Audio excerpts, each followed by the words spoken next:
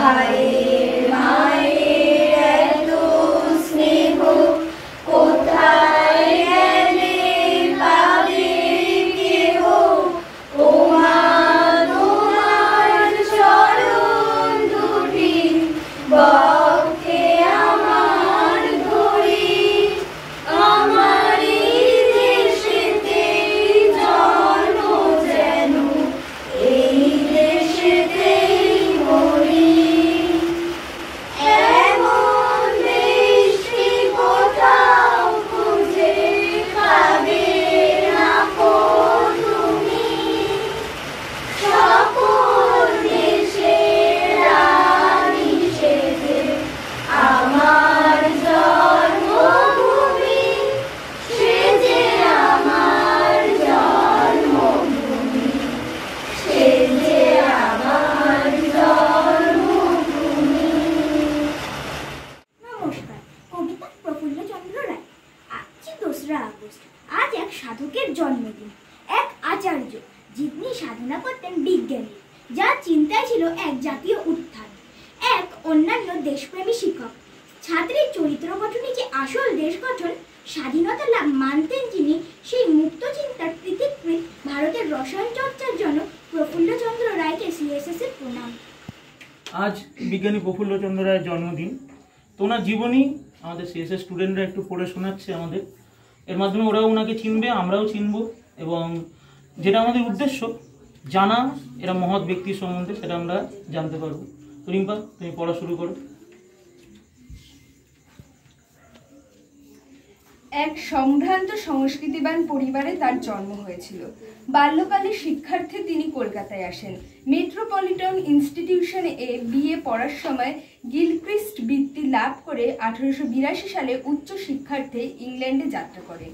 Edinburgh বিশ্ববিদ্যালয় থেকে তিনি 1885 সালে বিএসসি পরীক্ষায় উত্তীর্ণ হয়ে অধ্যাপক ক্রাম ব্রাউন এর কাছে গবেষণা শুরু করেন এবং 1887 সালে এডিনবার্গ বিশ্ববিদ্যালয় থেকে ডিএসসি ডিগ্রি লাভ করেন। তার রচিত থিসিসের উৎকৃষ্টতার কারণে তিনি হোপ প্রাইজ এবং ফ্যারাডের পদক লাভ করেন। 1888 সালে proceedings of Royal Society of Edinburgh on the conjugated sulphates of the copper magnesium group নামে প্রথম গবেষণাপত্র প্রকাশিত হয়।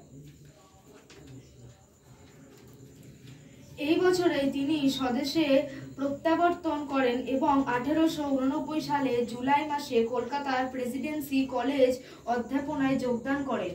এই কলেজে পড়ানোকালীন 1892 সালে Prafullachandra Bengal chemical and pharmaceutical works গঠন করেন। 1898 সালে তিনি ভারতে বহু সংখ্যক বিরল খনিজ পদার্থ বিশ্লেষণে রত হন।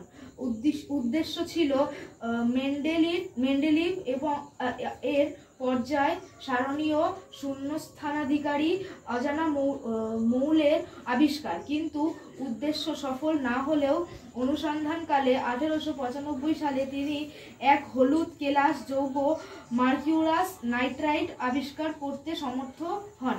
অনুসন্ধানের ফলাফল কলকাতার রয়্যাল এশিয়াটিক সোসাইটির পত্রিকায় 1896 সালে প্রকাশিত হয়। 1916 সালে তিনি প্রেসিডেন্সি কলেজের চাকরি থেকে অবসর গ্রহণ করেন।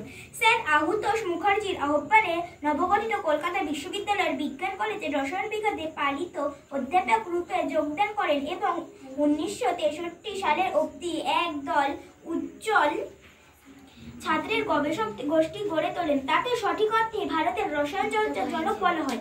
তার অগ্রগণ্য ছাত্রমণ্ডলীর মধ্যে উল্লেখযোগ্য নাম হল নীলরতন ধর, জ্ঞানেন্দ্র চন্দ্র ঘোষ, জ্ঞানেন্দ্রনাথ মুখার্জি, প্রিয়দার রঞ্জন রায়, বীরেশ চন্দ্র গুহ প্রভৃতি।